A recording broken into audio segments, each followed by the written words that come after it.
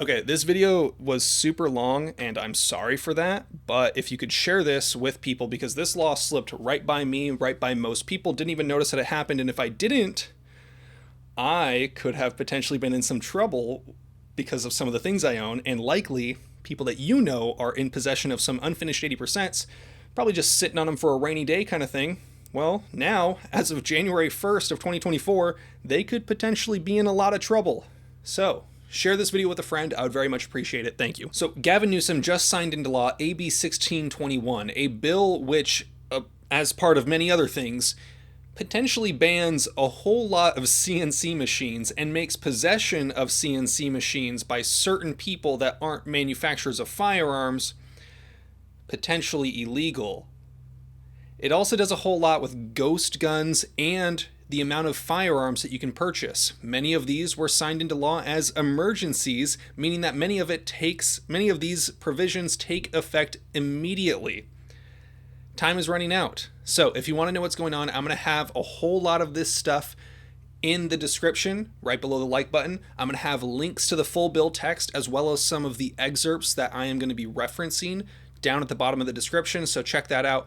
If while you're down there you want to support me, use any of the links in the description. If you want to support some of the people that support me, Route 66 Shooting Sport Park down in San Bernardino, California. If you live in Southern California and you haven't been to Route 66, you're missing out. I highly recommend you check them out. Check out their website. They do a whole lot of classes. They have rentals. They have outdoor range with a ton of facilities that you won't find anywhere else. And even if you can find the facilities they have, chances are you won't find all of the things they offer in any one location. So I highly recommend you check out Route 66 Shooting Sport Park. We will have an event soon. I can't announce it yet. We're still ironing out all the details, but later this year we will be having an event there. So thank you to Route 66. So let's talk about AB 1621, a bill that had a whole lot going on, more than just the CNC ban, the 80% ban, the firearm rationing rules. There's a lot. So the first thing that I know a lot of you are probably going to be most interested in, because it's the title, the thumbnail, the ban of CNC machines from being possessed by certain people that aren't firearms manufacturers. So before we really get into that, though, we do have to talk about one of the big things that changed in this, and it is the definition of a firearm, because that's going to affect the other things that we talk about. So in this, it says, for the purpose of this division, firearm includes the frame or receiver of the weapon, including completed frame or receiver of a firearm precursor part. Firearm precursor part has the same meaning as in subdivision A of section 16531 of the Penal Code.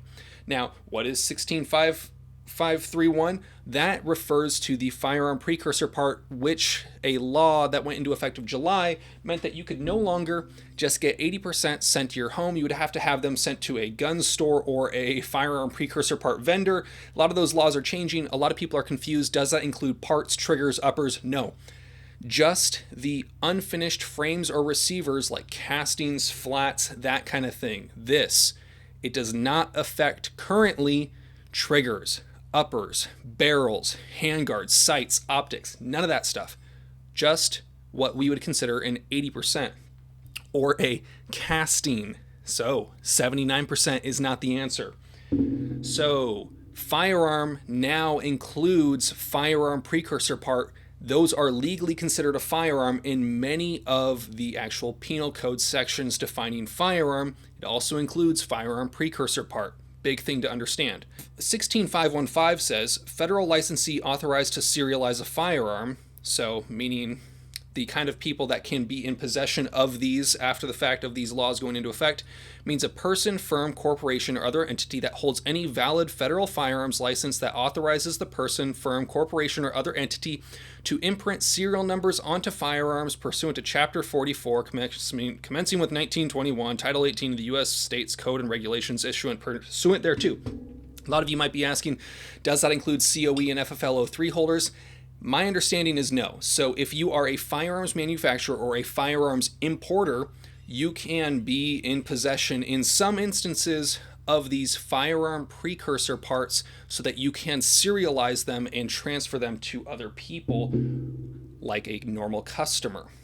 Now, okay, Definition of a firearm precursor part, we're going to have that linked in the description, but basically just that includes the frames, casting, flats, 80%, forgings, that kind of thing. It does not include parts. We got to cover that over and over and over again because people keep asking, people keep getting confused. Gun stores are still, to this day, telling people that you're going to need to buy uppers from them and you can't buy them online. Not the case. I can link the Penal Code. I can read it for you 100 times. I can have actual lawyers interpret it for you. Armed scholar Anthony Miranda, the guy that works for Firearms Policy Coalition, is a practicing lawyer in the state of California, can say that it does not include uppers and parts, and people will still argue with it. 80%. Castings, forgings, flats, that kind of thing. Okay, so the CNC machines. These are what you're probably interested in. Now, Section 29185 of the Penal Code says no person, firm, or corporation other than a federally licensed firearms manufacturer or importer shall use a computer numerical control CNC milling machine to manufacture a firearm, including a complete frame or receiver of a firearm precursor part.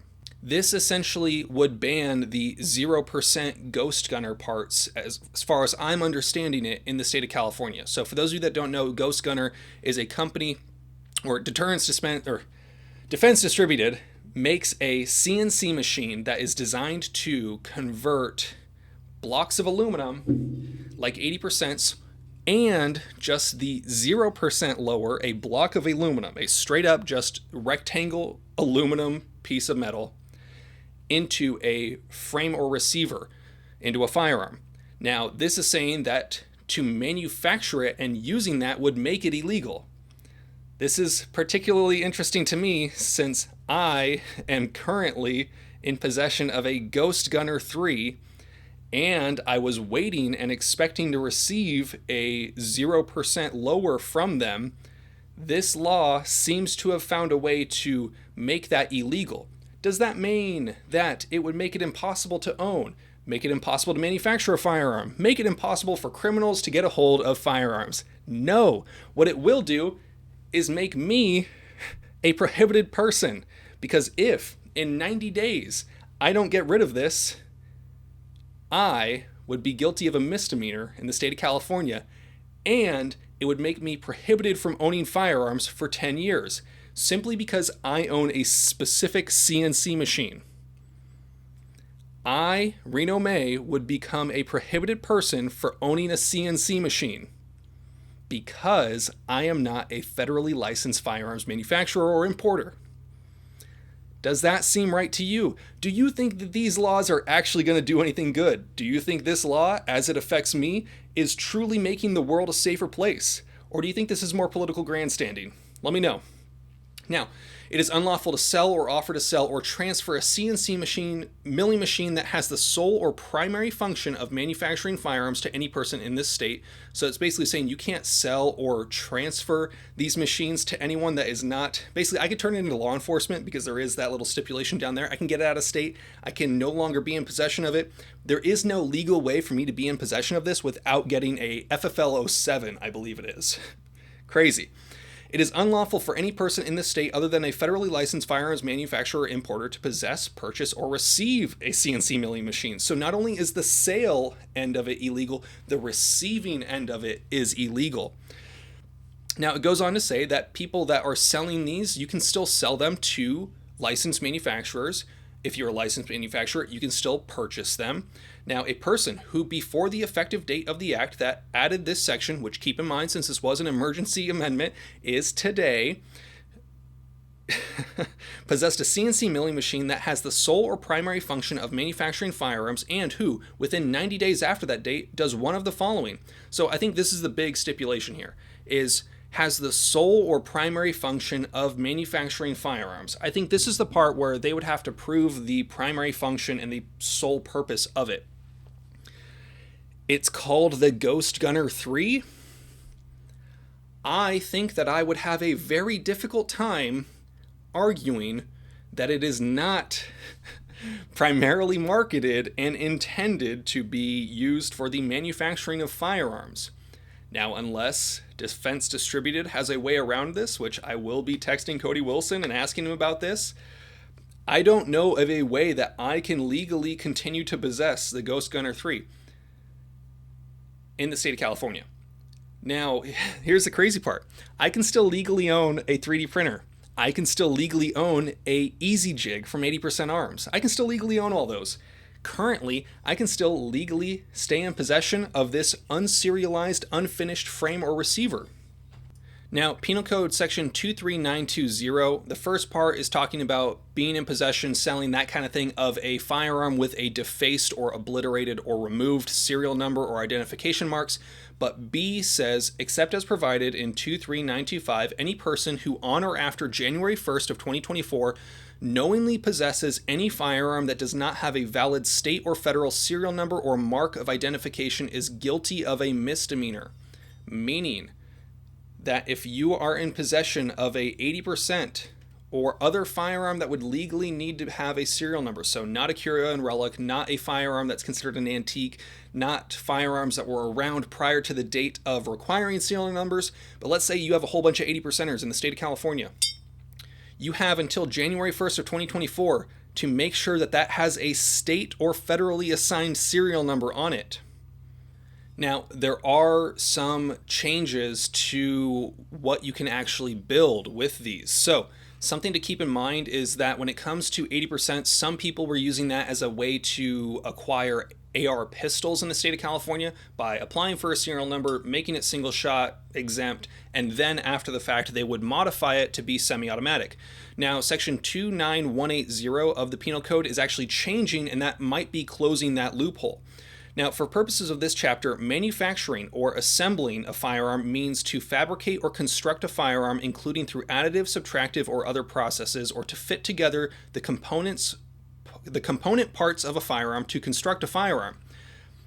This is essentially saying that manufacturing and assembling are legally the same thing, which in my mind may affect the ability for you to make a roster exempt pistol and then later convert it to fixed mag semi-auto, because keep in mind, manufacturing of a unsafe handgun, meaning that it hasn't been drop tested, doesn't have a loaded chamber indicator, doesn't have drop safeties, all that kind of stuff that would make micro stamping and other things that would make it impossible to legally build a pistol in the state of California because of the handgun roster. I see this as their way of changing the laws around manufacturing, and it would actually make it so that assembling a firearm as a pistol after the fact, after you've manufactured it, making it into semi-auto, I see that as them banning this. Now, I might be wrong. I'm going to have the links down below. If you guys disagree, let me know, and I will make some sort of addendum, make some sort of thing, cut this section of the video out, that kind of thing. But it seems as if they are changing the ability for you to actually build a 80% AR pistol and convert it to semi-auto, closing that loophole. This, in my mind, maybe, keep in mind, I'm not a lawyer, this is not legal advice, maybe this means that anything that you did prior, so all the people that were running around with 80% pistols that they made single shot exempt, registered with the state, and then later on converted to semi-auto, does that mean that this is an acknowledgement of them saying that it previously was legal but now isn't? I don't know. I'll let you guys decide that. Now, when it comes to firearms rationing, currently and up until January 1st of 2024, the state of California limits the amount of handguns and semi-automatic centerfire rifles that you can purchase within a 30-day period. Meaning that if in the state of California you wanted to go to a gun store and buy 10,000 shotguns and one handgun, you could. You could buy 10,000 shotguns, 10,000 bolt-action rifles, and one handgun. You could do that same thing minus the handgun and replace that with a semi-auto centerfire. Totally fine. But if you wanted to buy one handgun and one semi-auto centerfire rifle, you would not be able to do that unless you're a cop or some sort of other exempt class of members, including people with an FFL 03, a Curio and Relics FFL, and a certificate of eligibility from the state. So, what's changing with that in January 1st of 2024 is that you will only be able to purchase one firearm of any type at all per 30-day period. Now, it makes the law a lot simpler to explain. As of January 1st, 2024, you will only be able to buy from a gun store, not as a private party transaction, not as a cop, not as a FFL03 with a COE holder. If you're just a normal person buying from a gun store, you will only be able to buy one firearm per 30 days. Now keep in mind, firearm also includes 80%, which in my mind would officially no longer be worth doing in almost any circumstance, because in the state of California, if you have to buy it from a gun store and do a background check and get a serial number assigned on it, there is now no reason in my mind to go the 80% route as of January 1st of 2024, and as of right now, essentially, because you still currently have to go through a gun store to get one of these anyways, and I'm not even sure the state has figured out the exact process of how that works. So January 1st, 2024, you will only be able to buy one firearm per 30 days unless you have a COE and FFL03 or are a cop or are one of the other exempt categories of persons. Again, bill text will be down below. So a lot of people might be asking, well, what is this? Like, is this piece of aluminum? Is this going to be considered a firearm precursor part? Would this tube of metal be considered a firearm precursor part for a sten? That kind of thing. You might have a lot of questions about what does the state consider a firearm precursor part? And currently, they basically said, hey, they put out a little diagram saying, hey, there's 80%. It defined it exactly as I thought it would mean, 80%. And we know what that is. But there's some firearms that might not be on the market yet, some firearms that might be a little bit different. You might be asking, well, how do we figure out if those are legal or not? The state of California, per Penal Code 30401, is creating a system where the state of California Department of Justice will have a way for you to submit written requests and examples of the tooling, the parts, all that stuff, saying, hey, is this a firearm precursor part? Please let me know, and they will inform you. So finally, to wrap things up, what's going on? CNC machines that have the primary purpose of manufacturing firearms, pretty much illegal. You got 90 days to handle that. Check the penal code, determine what's right for you. If you are in possession currently of some 80%, you have until January 1st of 2024 to apply for a serial number with the state of California and get that put on there. If you want to acquire a lot of firearms, keep in mind that January 1st of 2024, it limits you to one firearm per 30 days unless you get an FFL03 and a COE, meaning that unless you're paying your yearly bribes, it's illegal to purchase more than one gun from a gun store. Pretty crazy, right? Firearm precursor parts are now legally considered firearms for most instances in the law, which, a inanimate object, a piece of steel, potentially a 0% receiver, a block of aluminum, would be considered a firearm. Now, if you happen to have a similar sized block of aluminum, a 0% lower, driving through a school zone and you didn't have that locked up, could you get thrown in jail? I don't know. That's the crazy thing about these laws. They don't make sense. They aren't written to stop actual criminals. These laws are written to affect people like you, people like me. This law is directly affecting me because I have to get rid of my personal property or be guilty of a misdemeanor potentially because I own a CNC machine. Now, it does not stop me from owning the other tools to manually build a 80% lower, which I can do in about 30 minutes. About the same amount of time as it would take to do on the Ghost Gunner anyway. Kind of crazy if you ask me. You guys know the drill. Have fun, be safe, stay dangerous. Peace.